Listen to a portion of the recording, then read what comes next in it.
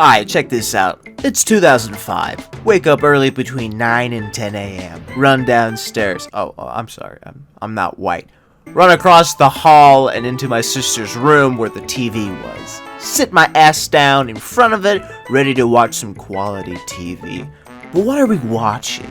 Back in the day, there were a lot of options to choose from, depending on what channel you picked, of course. Some would pick Nickelodeon, Cartoon Network, Disney Channel, PBS Kids, but what we picked was HBO Family, channel 305 on Dish Network. Granted, HBO Family didn't have a lot of legendary bangers like the other names mentioned before, but there were a couple of series that still sticks to me to this day, like Crashbox. Now that deserves a video of its own. Folks, we're talking about an animated show that did something that, if done today, would cause a lot of weird people to lose their minds. So I gotta ask, y'all remember Happily Ever After? Released in March of 1995, HBO's Happily Ever After, Fairy Tales for Every Child ran for 3 seasons, with each season having 12 episodes. I wasn't around when the show first aired though, but at least I was able to catch the reruns they aired around 2005 and 2006. The episodes in the series were different fairy tales like Red Riding Hood, Rapunzel, King Midas, but with a twist. The twist being the ethnicity and culture were swapped with another, hence the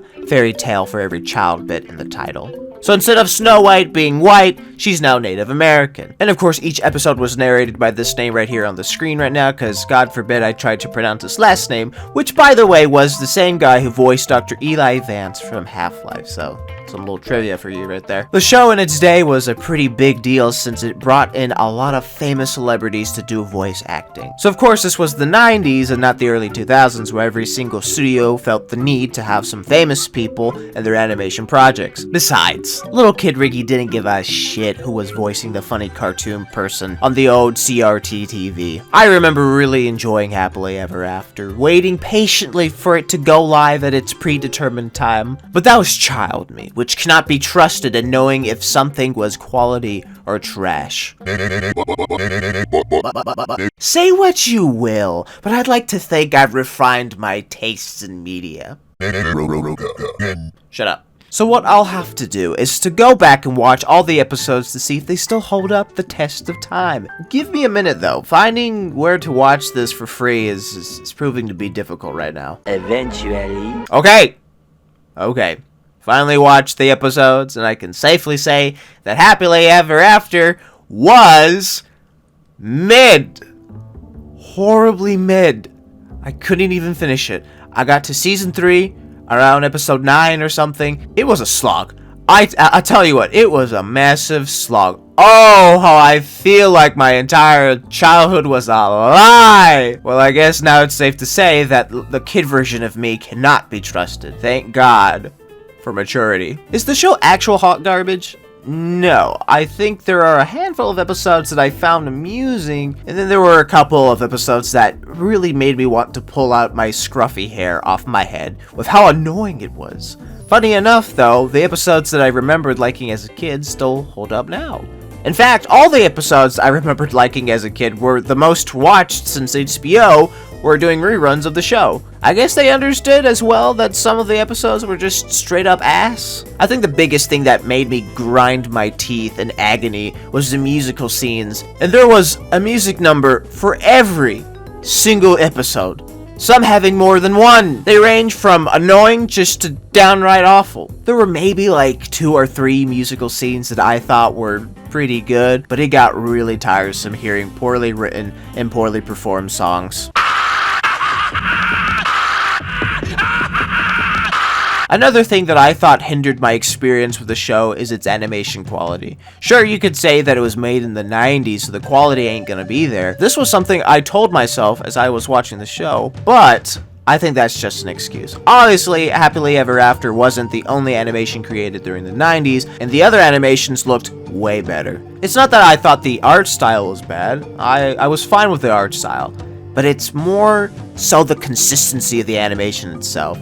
There were several instances where the voices were not synced with the lips of the character. There were a lot of color change-ups with the eyes and more noticeably the skin color of a person, so yeah, just a lot of mistakes that were pretty jarring. The writing was pretty subpar. They had a good structure to work with since they were using classical fairy tales, but some episodes felt more lazy than others. Sometimes the writers would come up with banger one-liners and then the next just create an unbearable character. The writing could have made the show more than just below average, but it sadly was very inconsistent. A quick little side note, since we're talking about laziness, I felt the selection of ethnicities was bland. Fairy tales for every child, except not really, unless you're black, Mexican, Chinese, and white. Everyone else, I guess they can get bent. There were some exceptions like Native American stuff, but beyond that, nah. Only those 4 groups exist, apparently. I think that all these issues can be explained by looking at the budget of the show. Having little money wasn't the issue, I think, but rather how the producers spent the money.